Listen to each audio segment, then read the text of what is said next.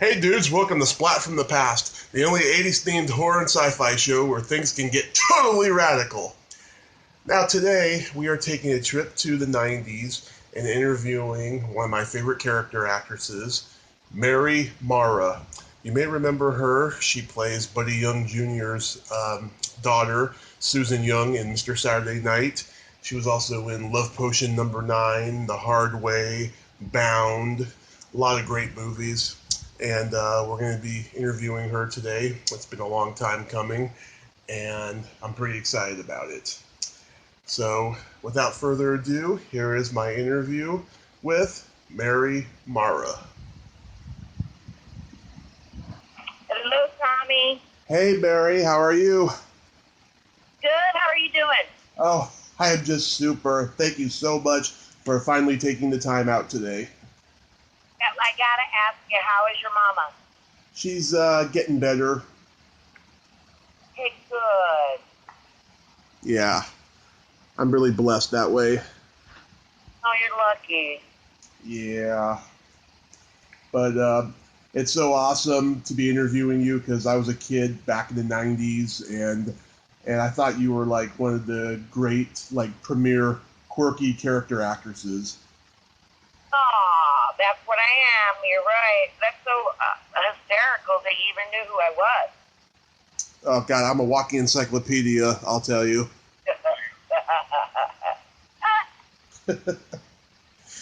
So, when did you know you wanted to be an actress? Definitely by 8th grade. Mm-hmm. Yeah, I just was from a family of ham bones. Yeah. And, we were always singing and dancing and putting on plays and it just was, I was a super vulnerable kid. Yeah. So, it was safe to go on stage and be super vulnerable and people would applaud and go, wow, that's great, Yeah. So I was hooked. Who was the first actress you saw that you were like, oh, I want to be like her? I would think it would have to be Hepburn. Katharine Hepburn? Katharine Hepburn, yeah. Yeah, she was great. Because, I grew up on old movies, and Yeah. and she was kind of like a man. She wore pants and she was super strong and opinionated and Yeah. had a job. She was fantastic. Mm-hmm. She certainly was. And then later it shifted to Meryl Streep, of course. Well, this is going to be a very controversial statement. I've never been a fan of Meryl Streep. I totally understand. Yeah, no, I totally understand why. Yeah, I do. Yeah. I know, and especially now, she walks on air as far as everybody's concerned, and, I don't know, I don't think it's that special. I think she's great, I just don't think it's that special. Yeah. I just can't get into Meryl Streep performance. It's a weird thing that I have, Yeah, I can understand that. The only one the only performance I can think of that I really, really like of her is in Kramer versus Kramer. Yeah, was that like her first movie or one of her first movies, I think? Yeah, one of the first movies and one of the first Academy Award nominations. Yeah, that was a great movie. Oh my God. Yeah. And in San Francisco, you formed the Haight-Ashbury Rep Theater. Yeah, I did. We had it started. It was back when Haight Street was a cool place to hang out, and it wasn't all like the Gap and shit stores like that. And it was a pretty great crowd, and there were a lot of coffee shops. And I used to hang out in this one coffee shop, and I met this guy who was a director and loved plays, and so he's like, oh, I have these two other friends, and I'm like, okay, I'd like to meet them. And slowly this crazy little troupe of characters joined together, and we started putting plays on in the church right off 8th Street on Ashbury, and then we moved around looking for our space, and it was some of the best days of my life for sure. Mm-hmm. And even after I left, they continued to operate like another 7 years. Wow. Yeah, it was super. I mean, it's like every little actress's dream, to have your own little theater company and do these plays, and it was a blast. Yeah. So when did you move to LA? Well, I left San Francisco in '86 and went to the Yale School of Drama in New Haven, and I got out of there in '89 and went to New York for about 3 years, and I did great there. I was appearing off Broadway, getting cast in films and TV shows, and I had a really good voiceover career there. But two things happened. There was a strike. Teamsters was a strike, so no movies, no TV were coming to New York for like a year. Right. And then my agent relocated to Los Angeles and wanted me to come out with him. So, and then my family also all lived in San Francisco, so it just seemed like I had always wanted to live in California. Yeah. So, it just seemed like the natural progression. Mm-hmm. Absolutely. Especially for an actor. It is, but it's a different kind of town. If I didn't do this, I would never live here. Because there's no reason to be here unless you're in the business, really. Yeah. I know I'm trying hard myself to move to LA. It's really hard, though. Especially from up north, yeah. Yeah.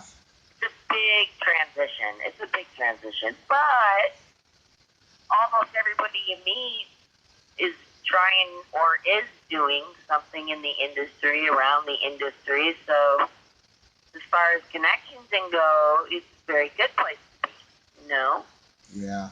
So it's just like, what's your priority? Like, is your priority to do something with your career, or is your priority to, start enjoying life and slow down?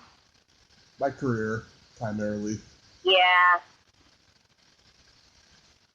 What are you hoping to happen? Just, anything with my stand-up comedy career, or the acting I do, or podcasting, have my own podcast studio, just anything good like that. And I screenwrite too. That's a lot of different things you can do, and that's pretty great that you have a couple of different things you could do, or, all at the same time, though. I mean, if you want to do stand-up, Tommy, you've got to come here.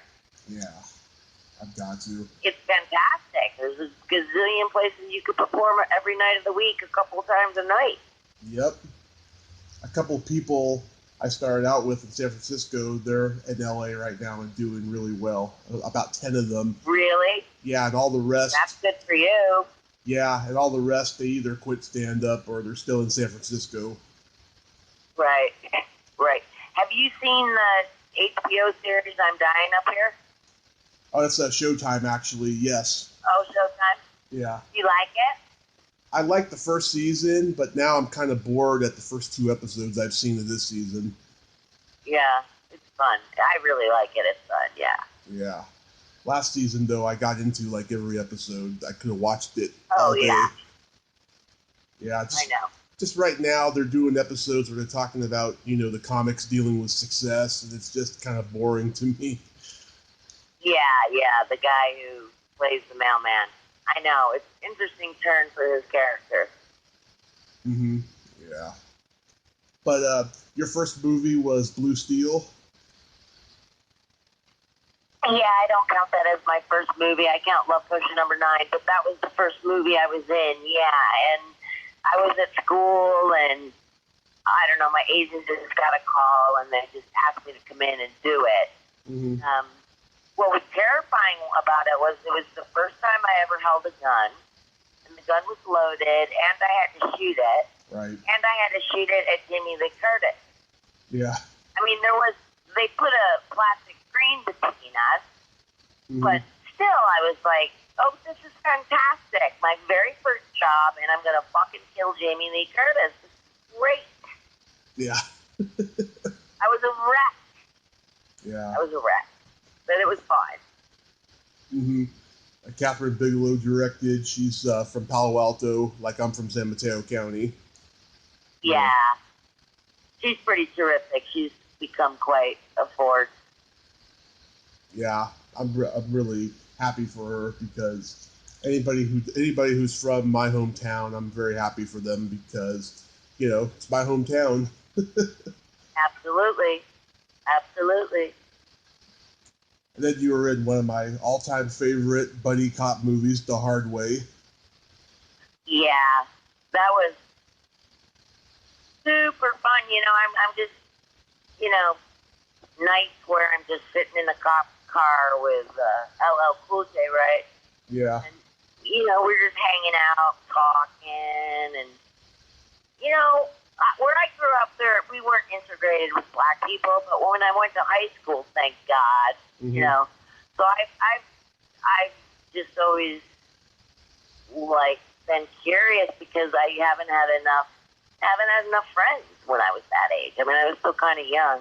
Yeah. But he would sit in the car and just start rapping, and you know, rap was new to me, and I'm like, wow, this is like poetry. This is amazing. Yeah.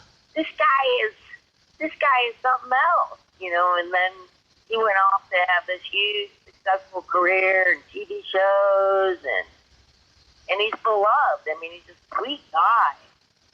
Mm-hmm. And he's beloved, and I think it's great. Yeah, he was one of the biggest rappers in the world at that time. Yeah, and I just didn't know because, you know, I listened to rock and roll music. You know, it was all new to me. So it was, you know, that's the cool things about being on movies is lots of times you get to learn a lot of new stuff, or, you know, you learn about people, or, you know, I mean, It's cool because it's always evolving. Like, I could never work in an office. I would blow my brains out. Me too. You know, every day the same thing, coffee break at 3:15. Oh, my God. Yeah. And then a 2-hour commute, you know. Yeah. I mean, God bless those people. Yeah, I don't know how they do it. I don't either. But, you know, a lot of people couldn't. There's so much chaos being in this business. You know, nobody's ever secure. Like, last night I was talking to this editor, and he was telling me, you know, he edits for the studios, and he was telling me that, you know, his editor friends, like, every time a job ends or their series they've been working on ends, they have to look for a job just like an actor does. Yeah. And nobody's ever, like, secured a position. Yeah. You're secured a position for a limited amount of time, and then you got to go look for something else, you know. And, you know, anybody who's smart would say, I don't want to live like that. That's crazy. Yeah.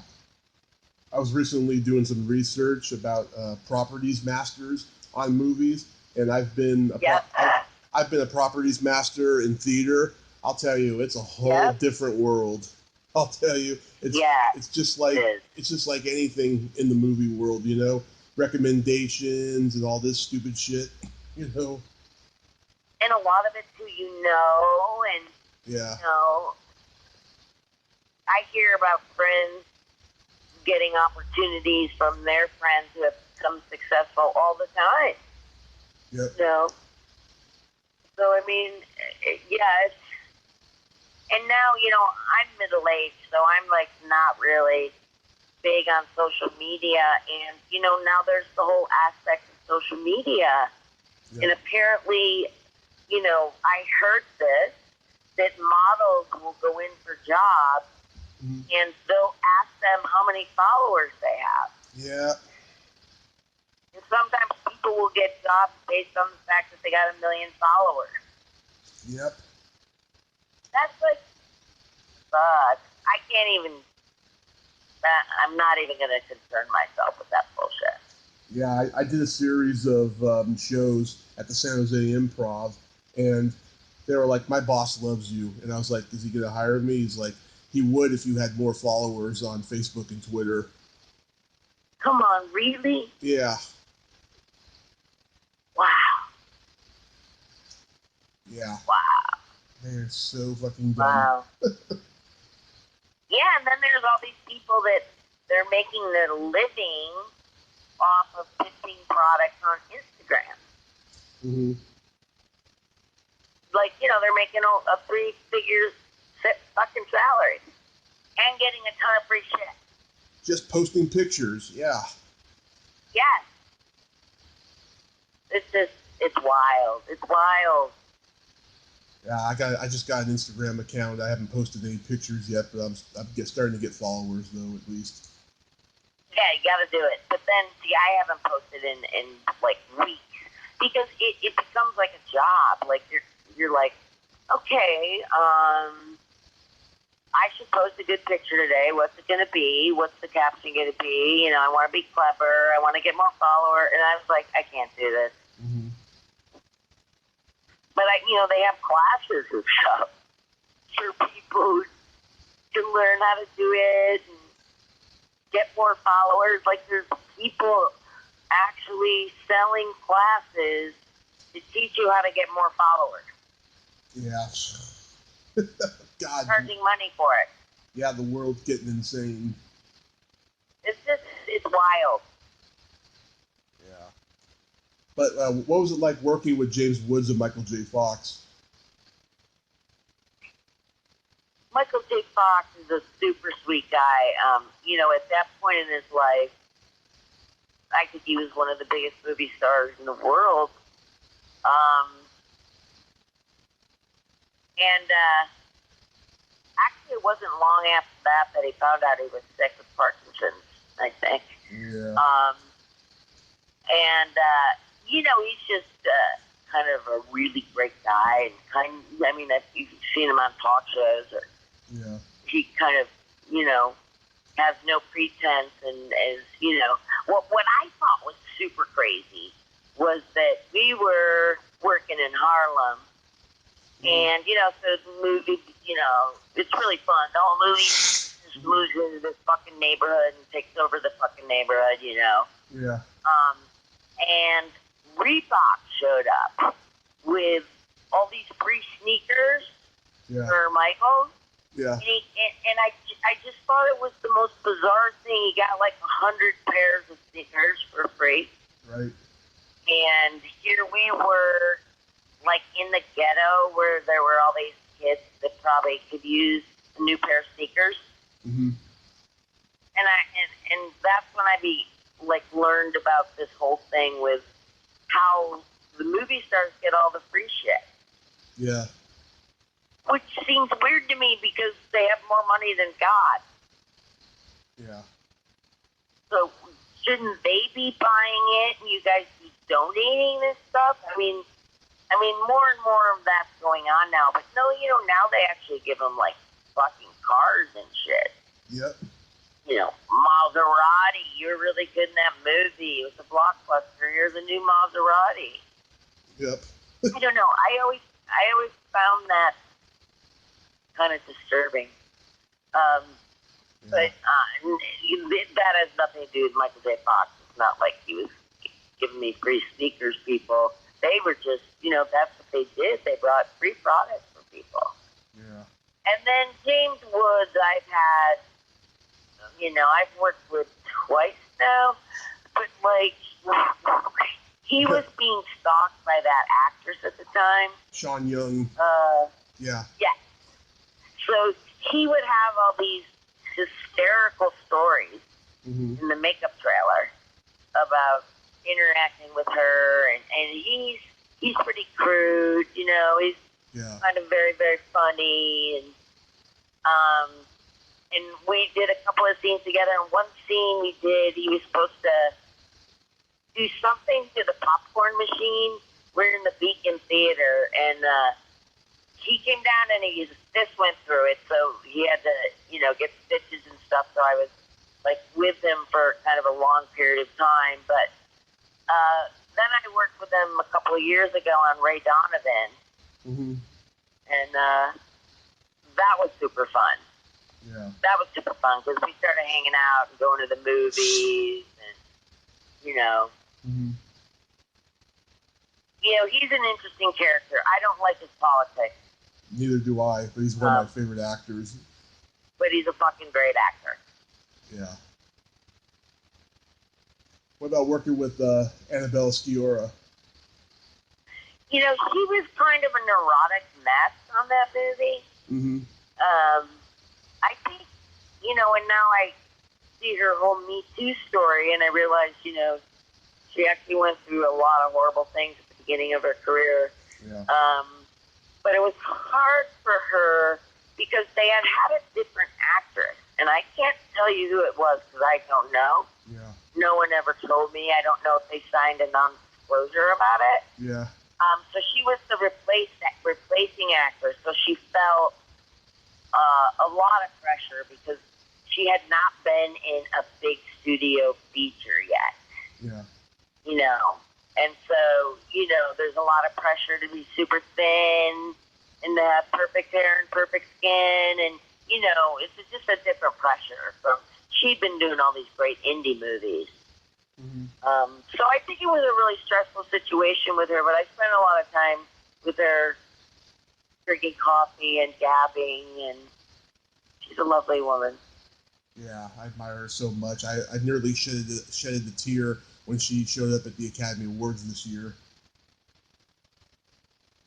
Oh, that's sweet. I know she seems to be coming out of whatever trauma she experienced, Yeah, because, it pretty much blackballed her because of that asshole, I didn't realize they blackballed her. That's just horrible. Yeah. And he's still, living in his place in Connecticut, isn't he? He's not even in prison, is he? I thought he was in prison. No, he's not in prison. He's in some fucking, McMansion, surrounded by security guards, drinking champagne and eating caviar, I'm sure. I don't know. I mean, he's been keeping a low profile since that happened, so... I know, but isn't it just incredible that all that went on, and you're going to tell me nobody knew about it? Yeah. You're going to tell me directors didn't know about it? You're going to tell me actresses didn't know about it? I find that hard to believe. That would have meant that he was like a master of being able to be one person in front of this person and another person in front of that person. I don't believe it.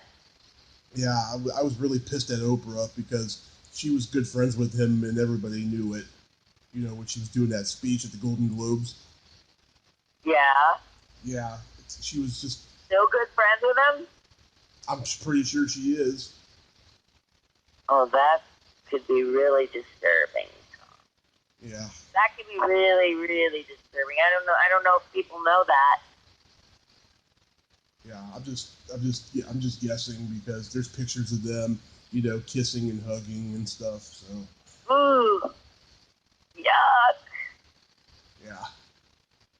But did he co-produce The Color Purple, or did just Oprah produce The Color Purple? I don't know. No, this was that they did another movie together in the early 2000s. I can't remember the name of it.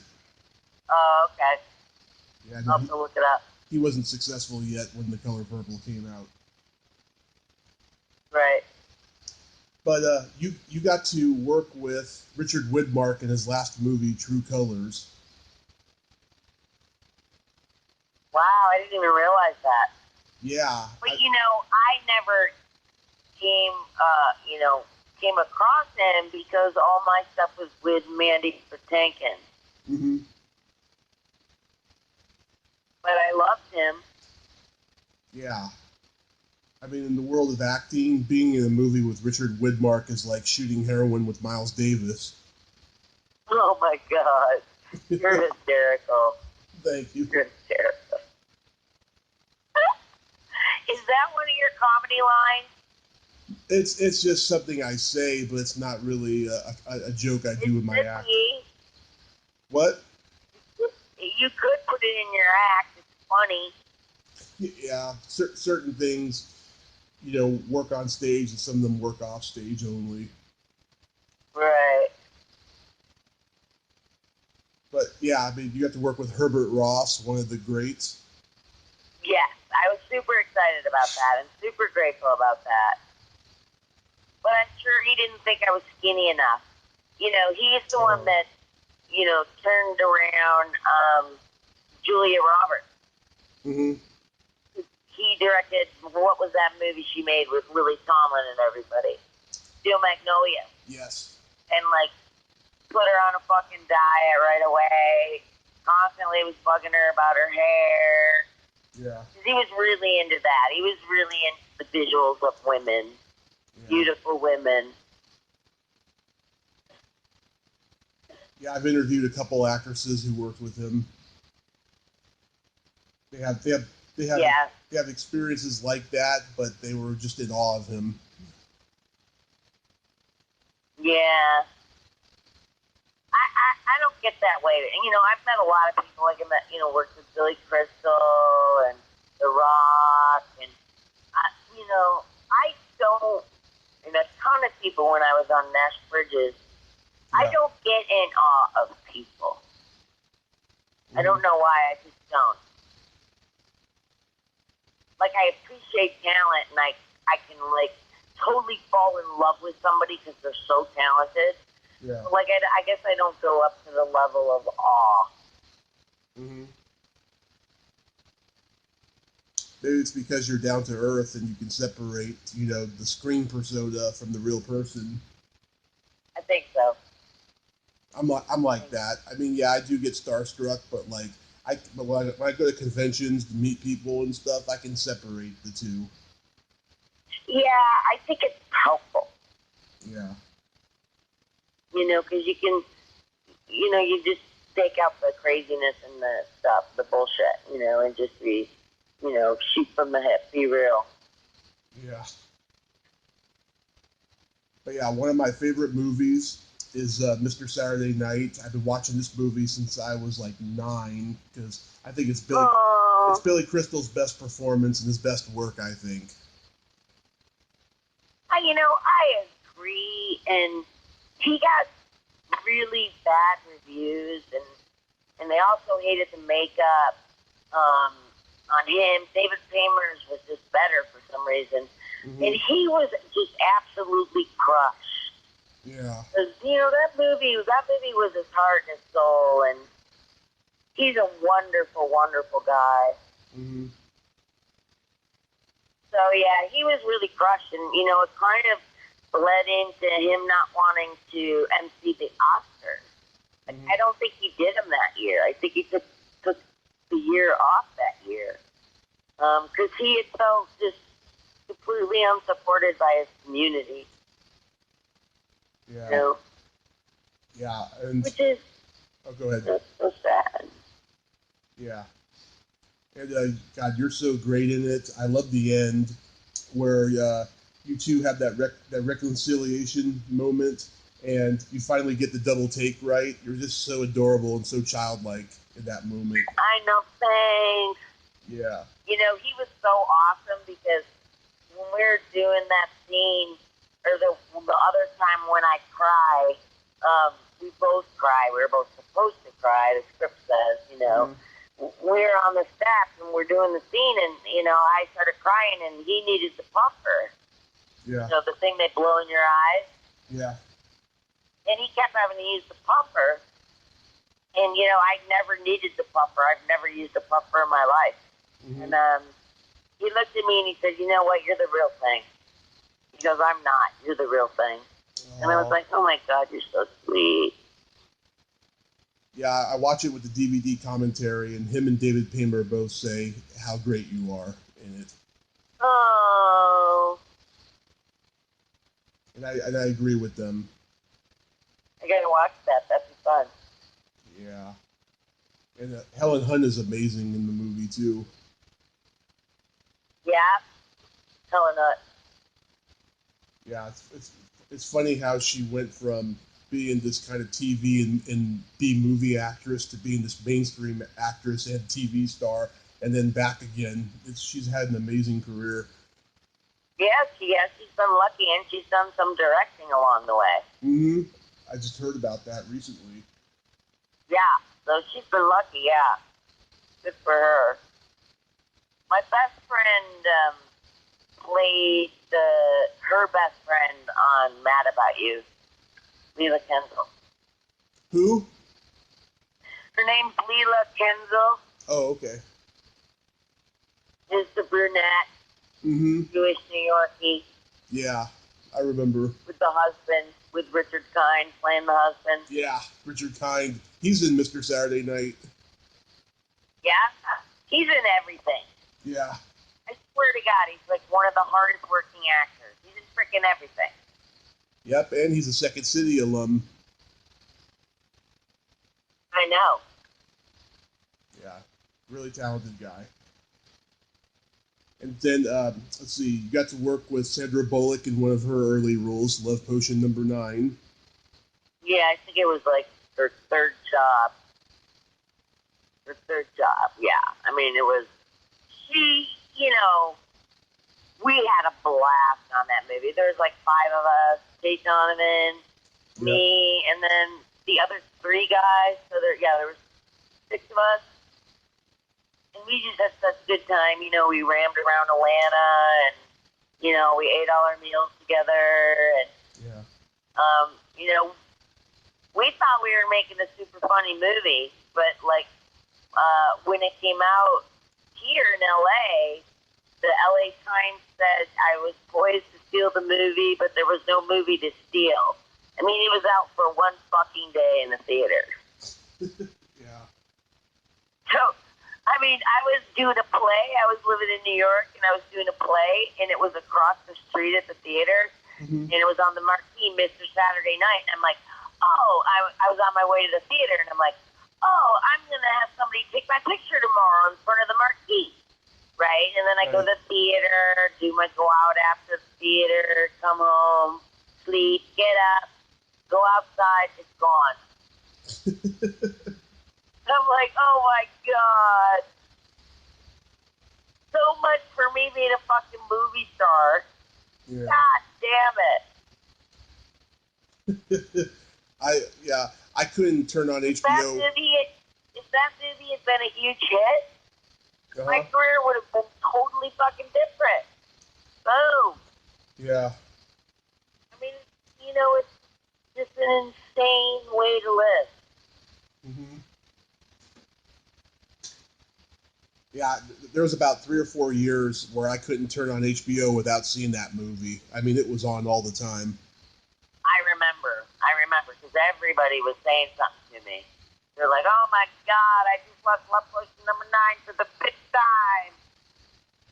Yeah, see, there's nothing wrong with cult success, though. Right. Yeah, it was a silly comedy ahead of its time, and it was done by Dale Launer, who wrote Ruthless People, one of my favorite comedies. And My Cousin Vinny, which is a fucking amazing movie. Yeah, was he great to work with? He was, he was like a big brother kind of guy. I mean, what was fun about that movie, like the bathroom scenes, I made up everything. And like the running scene and the guard when I'm doing all the stuff at the end, I just made up everything. Like, I'd come to set with like 45 ideas, and he'd let me use like 8, So we had a fantastic relationship. I mean, he just thought I was, the beast. Yeah, those are the best. So, I mean, it was really disappointing when that movie bombed. I mean, it was just, but it was the second movie I ever made. And I'm like, okay, so this is what show business is about. All right. You know what I mean? It's just like, it's not going to happen like that for me. I have a lot of friends who, fucking made a movie and got famous. Yeah. And now have their own series and, make movies and, But for me, it's like I said, in all these things that did, these movies that did good but weren't hit. Yeah. So I'm kind of just trudging along. Absolutely. But then you did Nash Bridges. What was that like? Oh, it was fucking insane. Yeah. It was fucking insane. Don Johnson was just, I think he's probably more well-adjusted now from what I can tell from the media I see on him, but I have no idea. Yeah.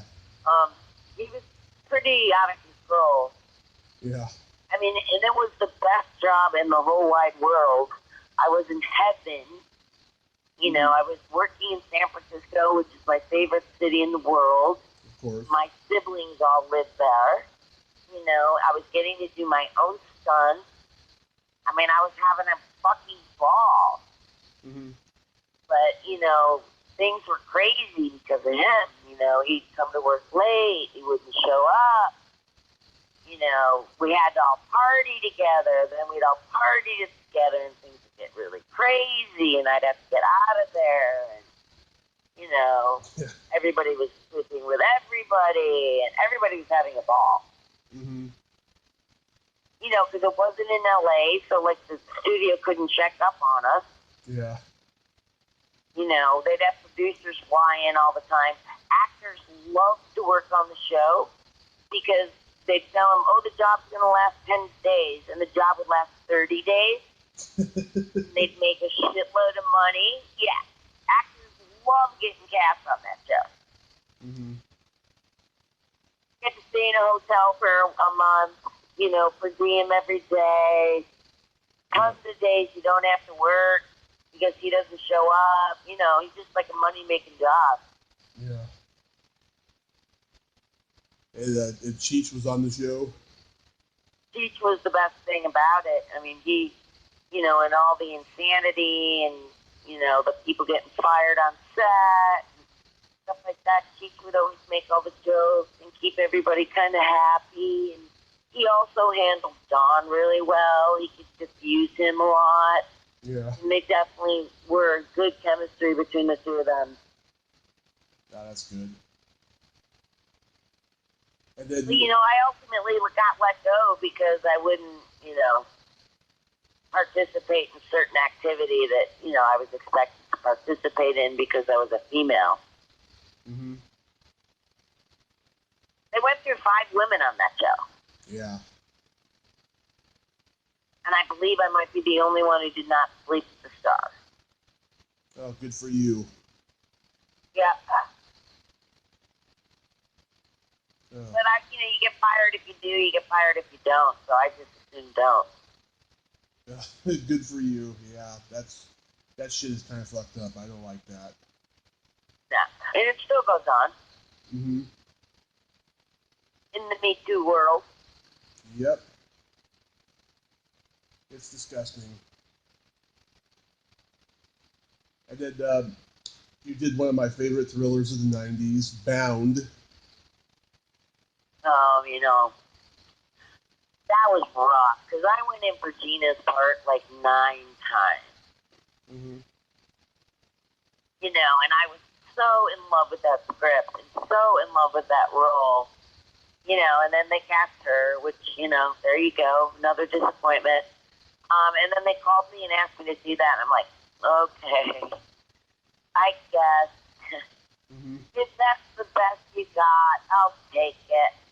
And I'm glad I did, because so many people love that movie, and, so many people have seen it, and I love those guys, those gals. Mm-hmm. The Wachowski sisters, I think they're fantastic, so. Yeah, it's so racy and hot. I love that lesbian scene between Jennifer Tilly and Gina Gershon. That gave me hot pursuits when I was a teenager. So that's great. That's great. Those two brothers, they ended up doing The Matrix, and they ended up getting sued for stealing the script. Well, you do know they're now girls, don't you? Or women. You do know that, right? No. Yes.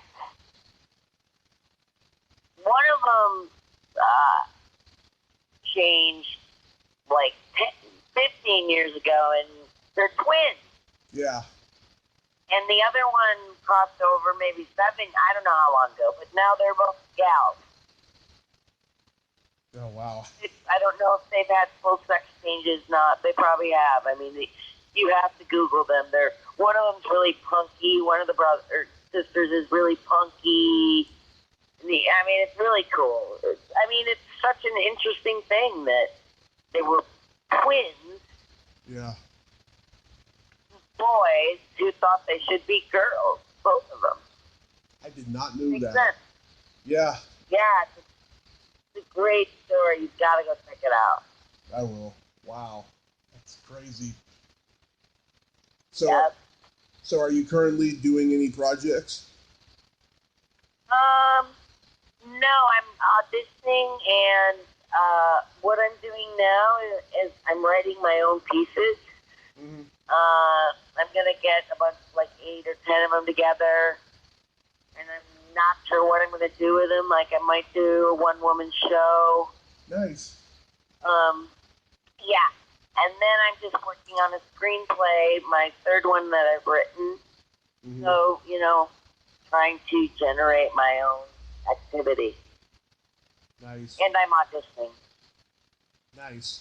Yeah, I'm in the early stages of working on a one-man show. Good for you. I was procrastinating it for like 7 years, but now I got enough material that I can do it. Yeah. It's just gonna be a long process, getting it done. When it comes to like getting it to the stage, But at least now I'm passionate about even trying it. Yeah. Gotta have passion. What would you be doing a one woman show about? My life. Mm-hmm. It's been pretty exciting and pretty rich. Maybe talk about some of the stories you told me just now. That and I have one piece called Y2K, which is about a guy I was living with who was obsessed with the end of the world and the year 2000. Yeah. And kind of the insanity we went through preparing for that and what happened when it didn't happen. Yeah.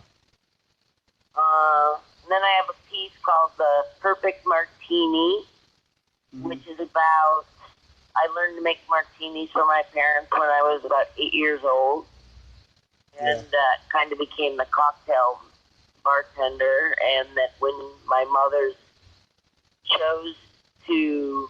got cancer and decided to end her life, I was making martinis through the whole process. So it's kind of a funny, dramatic piece about that.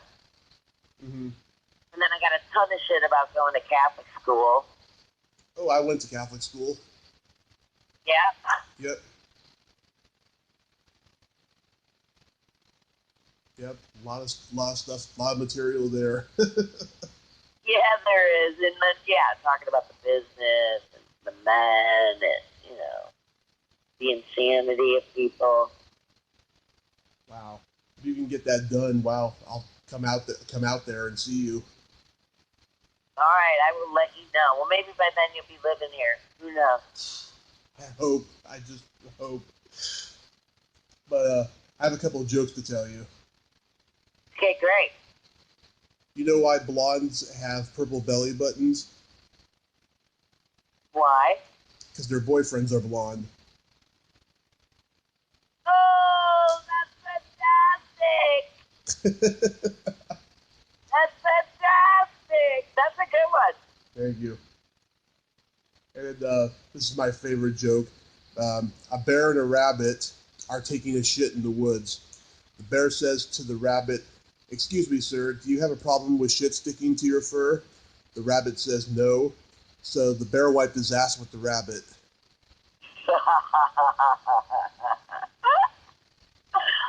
Oh, those are good, Tommy. Yeah, they're old jokes from, the public domain, but they're like my favorite ones to tell. Oh my God, they're funny. That's great. Yeah, I'm surprised the rabbit didn't have time to jump in the river. He probably died from the stink.